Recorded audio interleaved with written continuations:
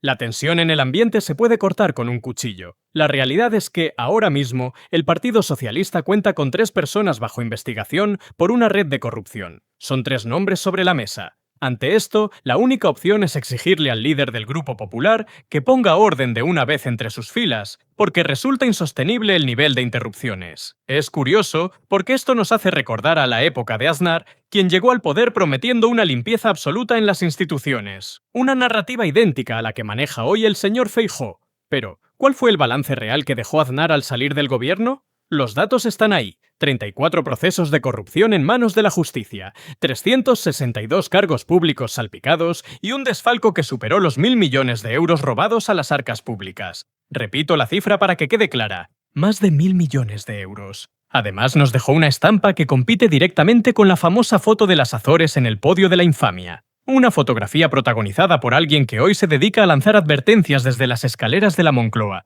a pesar de haber tenido a 4 de sus ministros en el centro del escándalo, 3 de ellos procesados y otros 3 en prisión por delitos tan graves como prevaricación, cohecho, falsificación de documentos, tráfico de influencias y blanqueo de capitales. Parece que la memoria colectiva falla a veces, pero es fundamental refrescarla. No podemos olvidar los 2 millones de euros en efectivo que el chofer de Carlos Fabra ingresaba directamente a través de cajeros automáticos, ni los sobres con fajos de 1.000 euros que Alfonso Rus gestionaba en la Diputación de Valencia, ni mucho menos la red de favores e influencias que Esperanza Aguirre consolidó en la Comunidad de Madrid. Y hay algo que debe quedar muy claro. La contabilidad paralela, la famosa caja B del Partido Popular, no fue una genialidad de Luis Bárcenas ni del enigmático M. Rajoy. Los verdaderos arquitectos de ese sistema fueron Rosendo Naseiro, Francisco Correa, Eduardo Zaplana y otros miembros del círculo cercano de Aznar. Ellos eran quienes costeaban las actividades de la formación mediante donaciones ocultas procedentes de constructoras y empresas adjudicatarias del Estado. Hoy vemos al señor Aznar pasearse por tertulias, encabezar manifestaciones y dar discursos en los congresos del PP, cubierto con un manto de supuesta honestidad. Sin embargo, la historia democrática de España demuestra que estuvo al frente del Ejecutivo con mayores niveles de corrupción que se recuerden. Por cierto, si creen que defiendo esta moción de censura por beneficio personal, se equivocan. Ganas de presentarla no me faltan. Lo único que me frena son 4 votos. En el momento en que esos apoyos se consoliden, no dudaré ni un segundo en dar el paso. Me dirijo a las señorías del PNV, de Junts, de Esquerra Republicana y del Bloque. Señor Feijóo, su tiempo se ha agotado. La gran diferencia entre nosotros y ustedes es que nosotros expulsamos a los implicados. Ustedes, en cambio, persiguen y echan a quienes se atreven a destapar la podredumbre. Si tienen dudas, pregúntenle al señor Casado, o analicen cómo ustedes mismos lo apartaron para colocar al actual líder en la presidencia del partido, con el único objetivo de sepultar los escándalos que salpicaban a la señora Ayuso. Por más que intenten enfangar el terreno de juego y desviar la atención, no van a lograr eclipsar el excelente momento que vive este país en el ámbito económico, laboral, social y en la convivencia diaria. Es evidente que los reproches hacia Abascal les cuecen especialmente al líder de la oposición.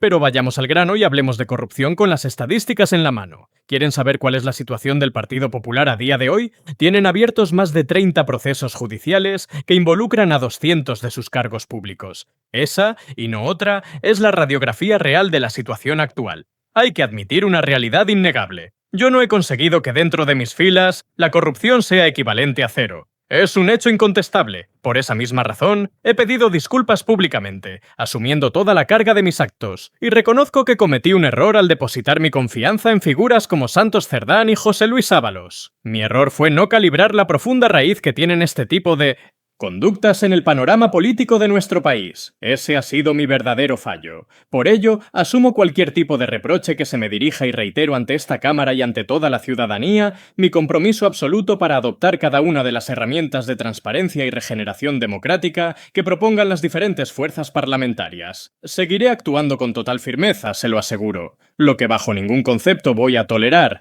es que me pretendan dar lecciones de moralidad ni el líder de la oposición, ni su formación política, ni aquellos que añoran una supuesta integridad del pasado que jamás existió en la realidad, porque si analizamos la historia con objetividad, la gestión de mi ejecutivo, sumada a los periodos de José Luis Rodríguez Zapatero, representan las etapas gubernamentales con mayores niveles de limpieza institucional de los últimos 50 años de democracia en España. Esa es la pura verdad histórica. No es una afirmación vacía ni un eslogan, y tampoco hace falta recurrir a las hemerotecas. Lo corroboran las estadísticas e, irónicamente, lo ha admitido el propio señor Feijóo. Hagamos un ejercicio de memoria colectiva, de forma directa, dejando a un lado los filtros ideológicos y los tabúes. Comencemos analizando las filas propias. Es indudable que el gobierno presidido por Felipe González transformó y modernizó este país de forma extraordinaria, logrando hitos fundamentales. Sin embargo, resulta innegable que su etapa también se vio gravemente golpeada por episodios de corrupción.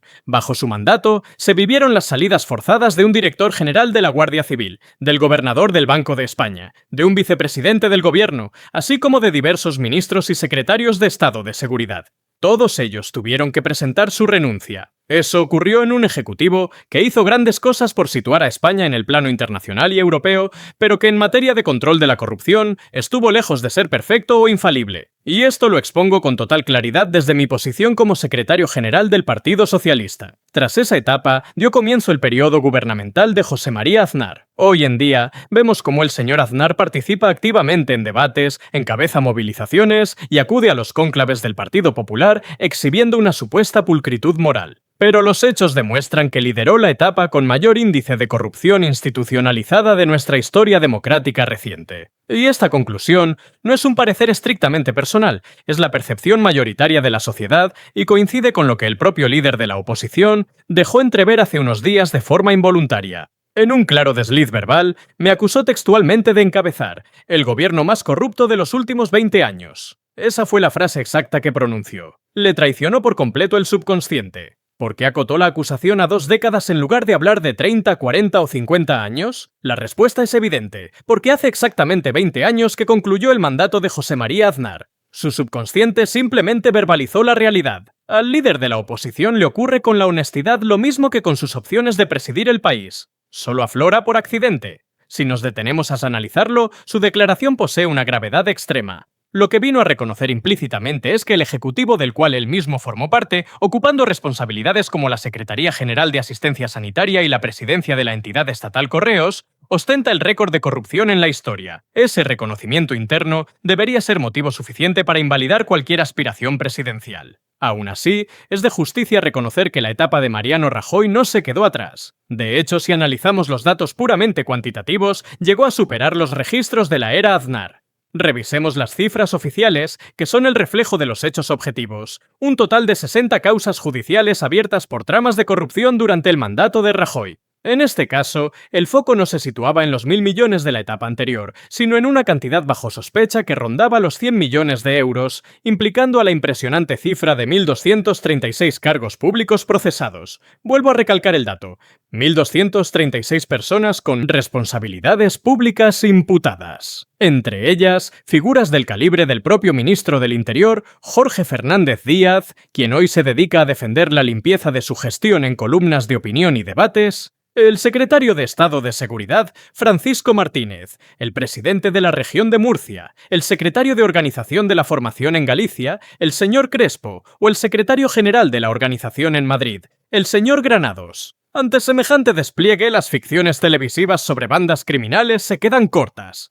La estrategia actual del Partido Popular se reduce a una campaña basada en la falsedad. Sin ir más lejos, hace unos días la señora Gamarra afirmó categóricamente en una entrevista que el conocido como Caso Cerdán representaba el mayor escándalo de corrupción en toda la historia de nuestro país. Esa fue su afirmación literal. Sin embargo, si acudimos a la realidad judicial, el Tribunal Supremo cifra en este momento la cantidad presuntamente desviada por la red de Cerdán, Ábalos y Koldo en unos 5 millones de euros. Esa es la cifra real a día de hoy, y conviene subrayarla para poner las cosas en perspectiva. ¿Saben a cuánto ascendió el dinero desviado en la trama Gürtel según la sentencia firme de los tribunales? A 123 millones de euros. Comparen los 5 millones frente a los 123 millones de la Gürtel. Incluso el propio Rajoy se ha sumado a esta estrategia de la hipérbole y la exageración. Ha llegado a asegurar que el caso Leires es un hecho sin precedentes en la historia de España, afirmando textualmente que no existen analogías ni ejemplos similares. Y esto lo dice la misma persona que estuvo al frente de un partido con caja B,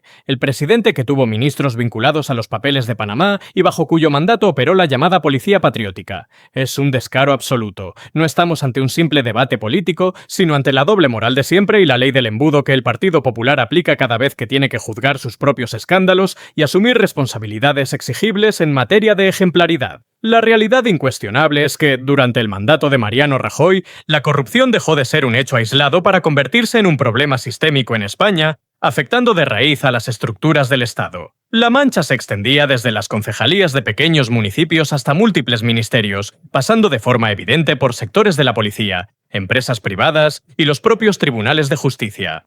Bajo la presidencia de Rajoy, y esto no es una opinión, lo reflejan los indicadores de los institutos internacionales más prestigiosos y especializados en la materia, España obtuvo las peores calificaciones de su historia en los índices de transparencia institucional. De hecho, la corrupción llegó a situarse como la segunda mayor preocupación de los ciudadanos españoles, solo por detrás del desempleo. ¿Y cuál fue la postura del señor Feijóo en aquellos años? Básicamente, intentar justificar lo injustificable. En 2009, cuando la Fiscalía Anticorrupción hizo pública la investigación sobre la presunta financiación irregular y la contabilidad en B del Partido Popular, el señor Feijóo declaró textualmente: «En los asuntos judiciales, los políticos debemos ser discretos y hablar poco». Además, añadió que un informe de la Policía Judicial no equivalía a una resolución del juez, restando importancia a los primeros hallazgos sobre la caja B de su partido. En esa misma época sostuvo que si una federación autonómica se había financiado ilegalmente, la responsabilidad recaía exclusivamente sobre el presidente de esa comunidad, eximiendo por completo a la dirección nacional. Posteriormente, en 2013, cuando estalló el escándalo en torno a las actividades de Luis Bárcenas, la postura de Feijóo fue afirmar que era necesario diferenciar claramente entre la organización política y la persona concreta que trabajaba para ella, añadiendo que sería muy perjudicial para el país que un presidente del gobierno se dejara doblegar por un pillo. Y más recientemente, en 2022, tras conocerse el fallo judicial definitivo del caso Gürtel, llegó a decir que ni se había leído la sentencia ni le causaba preocupación, argumentando que el deber del partido no era renegar del pasado sino aprender de él. La realidad objetiva es que el actual líder de la oposición acumula 25 años conviviendo, tolerando y amparando las irregularidades de la formación política, con más condenas por corrupción en la historia democrática de España. Tratar de desviar la atención no borra el hecho de que ha consolidado su carrera política a base de silenciar la corrupción de sus siglas. ¿Cómo empezó su trayectoria en el Partido Popular de Galicia? Creciendo políticamente en una estructura que se financiaba de forma opaca mediante las maniobras de figuras como Pablo Crespo y bajo la tutela de Manuel Fraga. Escaló hasta puestos de alta remuneración y máxima responsabilidad institucional en los gobiernos de Aznar y Rajoy, mirando sistemáticamente hacia otro lado. Y, finalmente, accedió a la presidencia nacional del partido mediante el desplazamiento forzado del señor Casado, cuyo principal error interno fue atreverse a denunciar públicamente los negocios y comisiones del entorno familiar de la señora Ayuso. Esa caída en desgracia de Casado no es una interpretación libre, lo admitió el propio secretario general del Partido Popular, el señor Tellado, cuando confesó sin darse cuenta que el Congreso Extraordinario de 2022 se organizó, y cito textualmente, para salvar al PP. ¿Salvarlo de qué? De que se investigaran a fondo sus dinámicas internas y de que la opinión pública conociera toda la verdad. Para evitarlo, no dudaron en presionar a militantes, lanzar advertencias a periodistas y activar todos sus resortes en las estructuras del Estado. El patrón siempre se repite: primero, abonar el terreno para la impunidad bloqueando leyes contra el fraude; segundo, desmantelar las oficinas antifraude donde gobiernan, como ha ocurrido en Baleares o la Comunidad Valenciana; y tercero, la opacidad total, como hizo el propio líder de la oposición al negarse a declarar sus ingresos reales mientras ocupaba su escaño de senador. Cuando el escándalo estalla, pasan a la siguiente fase: destruir pruebas a martillazos, comprar silencios, crear tramas policiales paralelas y apartar a los militantes honestos. Y si ya es imposible ocultarlo, aplican la doble moral de siempre. Según su lógica, el presidente del gobierno debe conocer hasta el más mínimo detalle de lo que ocurre a sus espaldas. Pero Mariano Rajoy no podía saber que los sobres que cobraba eran ilegales. La señora Ayuso no tiene por qué saber que el ático donde reside está a nombre de un testaferro. Y el propio Feijóo no tenía forma de saber que el amigo con el que navegaba y veraneaba en paraísos fiscales era el narcotraficante más famoso de Galicia. De todos los líderes políticos actuales, el único que ha mantenido una relación estrecha y documentada con un delincuente condenado es el líder de la oposición. Y esto no es agua pasada, es el presente de una organización que arrastra 30 causas judiciales abiertas por corrupción y 250 cargos investigados, afectando a alcaldías en activo como las de Alcalá de Henares, Estepona o Fuengirola. Mantienen en sus puestos a cargos bajo sospecha, mientras que en el Partido Socialista se han tomado decisiones drásticas y dolorosas desde el primer segundo. Ahí tienen a la número 3 del PP de Madrid, la señora Millán, investigada por prevaricación, cohecho y fraude, premiada como vicepresidenta primera de la Asamblea de Madrid, o al señor García Albiol, imputado por revelar datos médicos confidenciales de una persona sin hogar fallecida, promocionado como presidente del Congreso de su partido. No luchan contra la corrupción, conviven y medran con ella. Basta con analizar la ponencia de su último Congreso Nacional. De 40 páginas, dedican 2 exclusivamente a atacar al gobierno, combinándolo con promesas de bajadas fiscales masivas que luego incumplen al llegar al poder, discursos contra la inmigración y ataques a las causas feministas. Su propuesta se resume en desmantelar los avances sociales, recortar prestaciones por desempleo, frenar la ley contra la violencia machista, eliminar el uso de las lenguas cooficiales y reducir la ayuda al desarrollo,